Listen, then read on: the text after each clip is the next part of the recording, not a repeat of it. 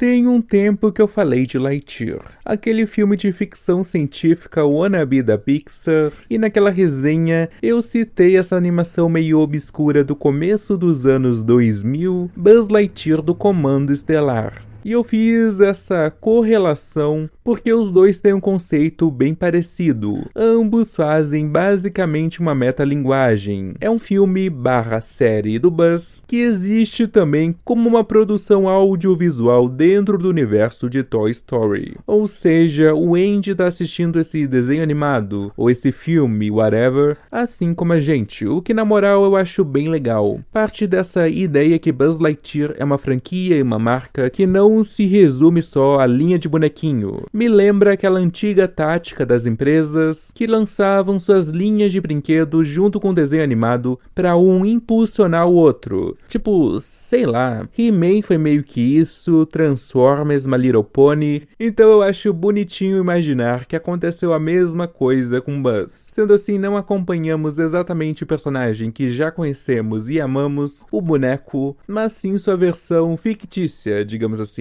O seriado teve apenas uma temporada, mas fechou com um total de 62 episódios. Mas para introduzir a série, a estratégia que eles adotaram foi lançar um filme antes, que nada mais eram que originalmente os primeiros episódios do próprio seriado, que eles só olharam e falaram: pô, bora juntar tudo isso e lançar como longa-metragem, bem feito nas coxas mesmo. E é justamente dele que eu vou falar hoje. Buzz Lightyear do Comando Estelar, a aventura começa. Todo esse rolê me lembra o que a Disney fez com o Retorno de Jafar. Pegar os primeiros episódios do desenho animado do Aladdin e meter como uma continuação fuleira. O curioso é que tanto a aventura começa quanto o Retorno de Jafar possui o mesmo diretor, o Ted Stones. Parece que esse cara gosta dessa pilantragem. O maluco também fez Aladdin 3 e Atlantis 2. Só filmão. Mas antes de mais nada, eu preciso fazer uma reclamação. Porque por algum motivo, é muito difícil encontrar Comando Estelar em boa qualidade em qualquer lugar da internet. Tu até encontra algumas coisas meia boca soltas no YouTube, mas sei lá, a Disney tem seu próprio serviço de streaming, o Disney Plus, e o bagulho não tá lá. Eu sinto que esse spin-off é meio ignorado hoje em dia, e talvez seja por ele ser muito diferente do que a Pixar normalmente produz, quase como se fosse um desvio da sua identidade. Primeiro que o estúdio não é acostumado até hoje a fazer projetos pra TV, e além disso foi uma animação em 2D, o que já é bem fora da zona de conforto. E eles metem ainda um filme direto pra home video, claramente por influência da Disney, que já estava aplicando esse golpe fazia um tempo, mas que no caso da Pixar nunca mais se repetiu. O que parece só que o estúdio não quer falar sobre essa produção porque eu considero um produto de qualidade inferior. Tem boatos que o John Lasseter, criador de Toy Story, não era nada fã de Comando Estelar e que ele boicotou real qualquer menção à série. Em um desses casos, ele comprou briga só porque meteram um dos personagens da série em uma história em quadrinhos. Mano, olha o nível do ranço do cara. Mas é claro, é tudo fofoca, né? Só que vendo o total apagamento do desenho animado da história da Pixar, me parece fazer sentido. Tanto que quando Lightyear estreou, teve, claro, muita divulgação, documentário, bastidores, entrevistas, e em nenhum momento ninguém cita Comando Estelar, como se ele nunca tivesse existido, sendo que tem uma conexão bem clara entre esses dois projetos. O que me dá a impressão que o filme de 2022 veio com o objetivo de substituir a produção anterior. Mas assim, é injusto comparar a qualidade técnica desse longa direto para home video com o orçamento de um salgado com Lightyear, um filme de cinema que gastou 200 milhões para ser produzido, com uma super ampliação técnica e tudo mais, mas de certa forma é claro que as comparações vão surgir ao longo da resenha. É meio inevitável porque apesar dos dois partirem de uma premissa parecida, eles têm desenvolvimentos bem diferentes, o que talvez transforme esse vídeo em uma parte 2 da crítica de Lightyear. Mas é aquilo, né? Eu não posso ignorar que ter assistido um filme impactou muito na minha perspectiva expectativa acerca do outro. Comando Estelar provavelmente seria um 3 estrelas, mas só pela comparação entre esses dois filmes, ele vai para um sólido 3 estrelas e meia. Mas já para começar chutando balde, eu acho que Comando Estelar entende muito mais do personagem Buzz Lightyear, porque cara, o Buzz é uma grande sátira. Tinha muito disso no primeiro Toy Story, eles ampliam isso no segundo, e esse filme consegue expandir isso à enésima potência. Porque agora não é só um personagem ou outro, é todo um mundo sendo uma grande paródia ao gênero. E só aí tu já vê a diferença com Lightyear, que tem a mesma oportunidade e se leva muito a sério, e só fica muito chato. Ele tira completamente a graça do personagem original, que é ele ser canastrão. Ainda mais com a dublagem do Guilherme Briggs, que sabe ser canastra muito bem. E consequentemente o humor do filme é maravilhoso. Tem tantas falas ótimas, não só do Buzz, mas principalmente do Zurg, o vilão do filme, que é caricato demais, só que no melhor sentido possível. E o filme todo é nesse clima. Eu gosto como ele se zoa a todo momento. Ele não se leva a sério. Por exemplo, tem esses letreiros que aparecem no canto da tela sempre que muda de localização, um recurso para identificarmos o lugar onde estamos agora, tipo,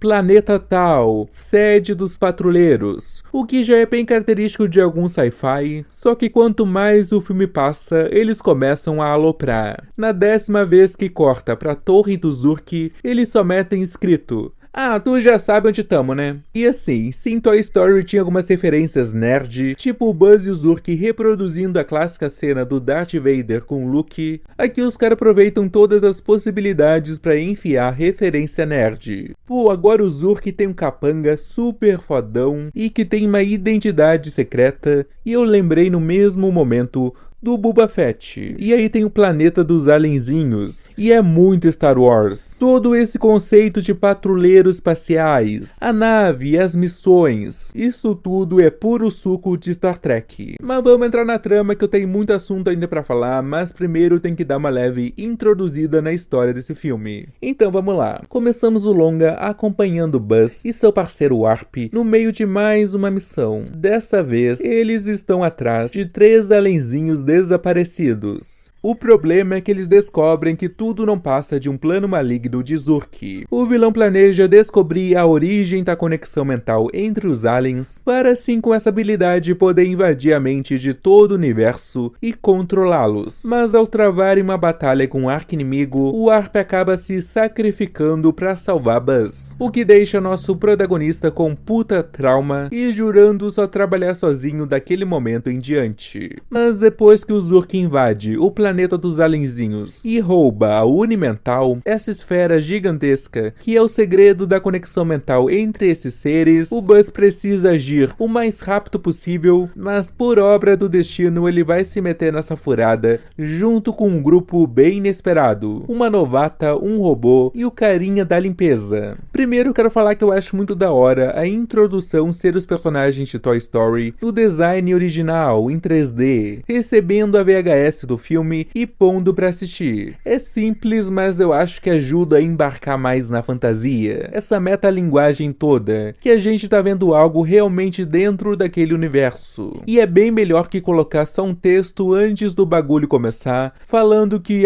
o Andy assistiu esse filme quando ele era criança. Porque isso é chato, viu, Lightyear?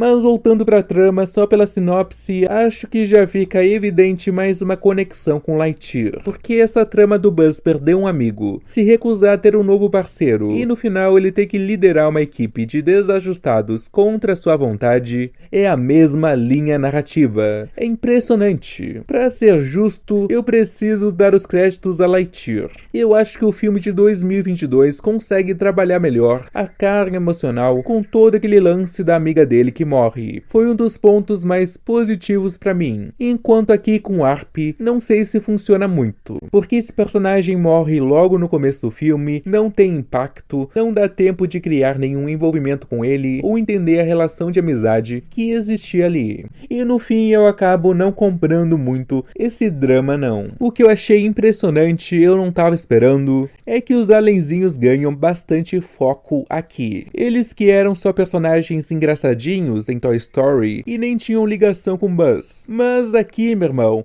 eles são foda. Eles são dos seres mais inteligentes do universo todo. Os roteiristas deram uma moral pros caras. Eles pegaram a única característica deles, que era falarem ao mesmo tempo, e meteram toda uma mitologia por trás. Negócio de conexão mental. E apesar de ser uma mitologia meio maluca, eu acho muito bom. Não tem nada mais ficção científica que isso. Pergunte pra qualquer episódio de Star Trek. Um easter egg que eu achei legalzinho é quando eles revelam pela primeira vez a Unimental, que fica escondida no subterrâneo do planeta. E o negócio desce segurado por uma garra, igual garra de máquina de brinquedo, que os personagens originais lá em Toy Story ficam endeusando. E assim, tudo bem que eu reclamo de filmes que tentam dar um significado pra tudo. O próprio Lightyear faz isso, e eu acho meio bobo. Mas sei lá, eu achei bonitinho. No entanto, em relação aos personagens novatos, a conversa é outra. Na minha resenha anterior, eu já deixei claro que eu odeio esse bando de personagem atrapalhadinho que enfiaram lá no filme de 2022. Eu acho todos muito idiotas. Eu não consigo torcer por ninguém. Principalmente aquele mano, o Taika Waititi. Eu acho que eu nunca vi um ser mais irritante que aquele no audiovisual. Na moral. E em contrapartida, Comando Estelar dá um show de carisma. O que é curioso, né? Ambos apresentam um elenco de personagens novatos e inexperientes, mas em um filme são personagens simpáticos e no outro são os imbecis que não conseguem apertar um botão direito. Acho que podemos começar falando do Booster. Ele já é visualmente muito marcante, eu adoro o design dele. E eu gosto do plot dele também, porque a gente é apresentado para essa grande sede dos patrulheiros espaciais, uma navezona que comporta uma galera, só que o Booster é na verdade o zelador do lugar,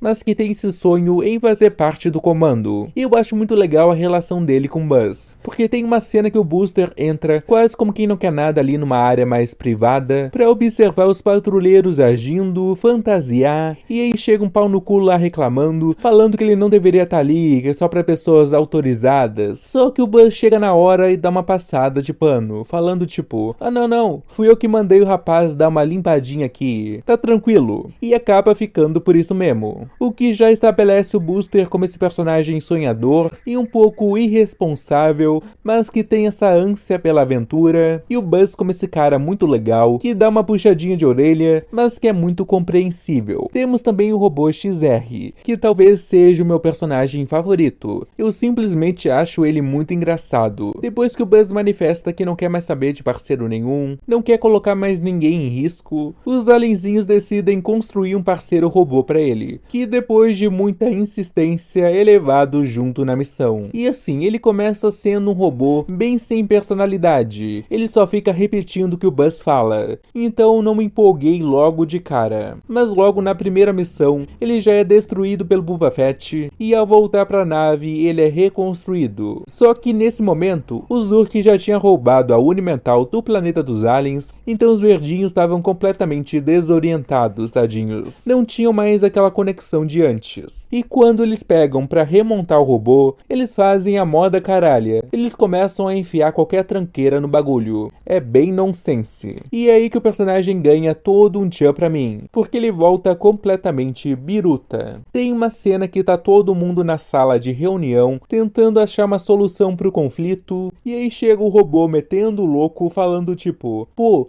por que a gente não faz uma guarda compartilhada? A gente fica com o universo de segunda a quarta e o Zurg de quinta a sábado. Intercalamos o domingo. É muito engraçado. Todo mundo fica chocado. O XR é expulso do comando depois do vexame que ele deu e os aliens descartam ele no primeiro lugar que viram. Ele vira o esfregão do Booster, o que já une ali os dois personagens, mas como o robô agora é malandro, ele convence o Booster a dar uma fugidinha e entrar na nave do Buzz enquanto não tem ninguém. Só de meme. E enquanto o cara tá lá empolgadão, fingindo que é um piloto, o XR tá aproveitando pra não ter que trabalhar. E é claro que isso vai dar caô, que o Buzz vai aparecer pra usar a nave e vai partir em missão sem ver que os dois estavam lá dentro. Por último temos a Mira Nova, e eu acho que entre todos os personagens novatos, ela é quem eu menos me conectei. Ainda assim ela continua bem melhor que qualquer um daqueles paspalhões padrões do Lightyear. Mas isso aí, esse ponto eu nem preciso reforçar. Meu problema é que eu acho que ela cai naquele estereótipo de a mais habilidosa, a fodelona, e só esquecem de dar carisma pra ela. E assim, né, o capitão fica empurrando a Mira pra ser a nova parceira do Buzz, e pra mostrar como ela é maneira, tem a cena no treinamento, que ela mostra que ela é até melhor que o Buzz no combate físico, o que eu acho uma palhaçada, porque ela literalmente tem o poder da Kitty Pryde. Ela pode ficar intangível. Pô, aí é mole, né? A mina tá de hack. Assim até eu. Ao longo do filme a gente vai reparando que a Mira e o Buzz são bem mais parecidos do que eles pensam. Tanto que os dois vão desobedecer a ordem do comandante e pegar uma nave para ir atrás do Zurg. E resumindo, acaba os quatro no meio do bololô. Agora, minha parte favorita, vamos falar do vilão do filme. E o Zurg é sensacional. Tudo que o Buzz zoa sendo uma paródia de herói sci-fi, o Zurg zoa sendo um vilão. Ele tem frases ótimas, ele é super megalomaníaco, ele tem uma torre em cima de um penhasco, ele tem um plano maluco, ele prende seu arqui-inimigo em uma sala que vai se autodestruir, ele cria uma arma gigantesca com um nome super complicado que nem ele mesmo sabe falar, ele é muito sátira. E o filme é muito bom em timing de comédia. E isso misturado com a paródia toda fica maravilhoso. Tipo, tem uma cena que eu acho que era o Buzz, que ele comenta que, neste momento, o Zurg deve estar armando seu plano mais diabólico.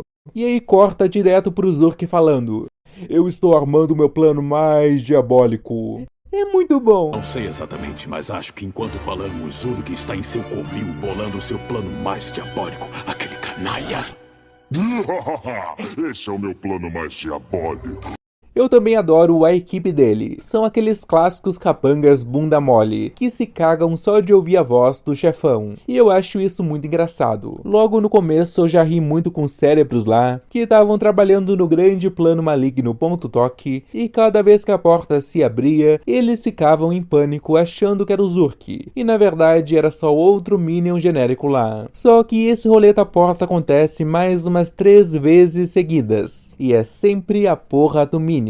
E tu sabe que na próxima vez que a porta abrir, o cérebro vai perder a paciência e soltar um que é agora, hein? E aí vai ser o Zurg de verdade. E é o que acontece. É uma construção de piada tão óbvia, tão batida, mas é tão engraçado, eu ri tanto. Então o Zurg consegue botar seu plano em ação e controlar a mente de todos os seres do universo. Ou pelo menos de uns 3 planetas, que foi o máximo que eles se esforçaram para animar. Mas na luta final temos uma reviravolta. Pois é, Buzz Lightyear do Comando Estelar, a aventura começa, tem um plot twist. Eu achei ousado. O que é revelado é que o Boba Fett é, na verdade, o Warp, o ex-parceiro do Buzz, que teoricamente tinha morrido lá na cena de abertura. E em nenhum momento eu acreditei que esse homem tinha morrido mesmo. Tava tão na cara que esse mano ia voltar em algum momento, eu tava até estranhando que tava demorando demais. E eu confesso, eu não adivinhei que ele era o Boba Fett, mas é porque eu não tinha entendido que o Boba Fett era uma pessoa. Eu achei que era só um robô genérico. E outra, tava na cara que esse maluco era do mal. Isso eu não tinha dúvida. Desde o começo, com ele perguntando pro Buzz o que ele sabia sobre o poder mental dos aliens, eu sabia que ele tava querendo saber demais porque tinha caroço nesse angu. Mas enquanto na minha cabeça eu tava meio que julgando o filme, tipo, nossa, os caras meteram um mano claramente com energia de vilão, e a revelação é que ele é um vilão. Que bobinho. E assim que eu terminei esse raciocínio, logo que o Warp se revela, ele olha pro Buzz e diz: "Por que a surpresa? Eu tenho cara de mal." E aí eu não aguentei. Eu rachei muito. É muito autoconsciente. Eu adoro como ele não subestima sua audiência. Na batalha final, pra salvar o mundo, o Buzz precisa tocar na Unimental pra ela voltar a ser do bem? Eu não sei, eu não entendi. Porque o rolê é que o Zurg ele toca no bagulho e meio que corrompe ele. Mas o Buzz não vê isso, então não sei da onde ele tirou a conclusão que ele tem que tocar na esfera para reverter o controle do vilão. Mas é o que acontece. E ele vai lá, tenta tocar, só que o Zurg é tão mau caráter das ideias que a energia é muito forte, então não funciona. E aí o plano é a Mira Nova usar seu poder para deixar o Buzz intangível, para ele atravessar até o núcleo da Unimental e tocar lá dentro. Só que ela podia fazer isso, tipo, desde sempre, porque até então ela só tinha usado esse poder nela mesma. Eu só queria que isso fosse melhor preparado no roteiro, pra não parecer uma solução tirada do cu. E no final do filme, o Buzz consegue salvar todo mundo, eles formam uma equipe oficialmente, ganham medalha, igual o final de Lightyear, veja só. E é isso, né? Sobe os créditos. Inclusive, é nos créditos finais que podemos ouvir a música original pro filme, interpretada pelo William Shatner, o Kirk de Star Trek. E isso é maneiro. There is a place in outer space where you can join in the fun. Pois bem, chegamos ao fim desse filme e eu acho que já ficou claro que eu gostei bastante. Foi uma surpresa pra mim também. Mas é isso, é um filme com uma trama meio bobinha, mas muito divertido. Ele é tão engraçado, tão carismático, é tudo que Lightyear não conseguiu ser, porque ele é presunçoso demais. Ele quer pegar algo que sempre foi uma piada e transformar em algo super edgy e maneiro. Não dá. E é isso, né? Eu prefiro assistir 200 vezes Comando Estelar do que Lightyear. Fazer o quê? Engole essa, John Lester. Não.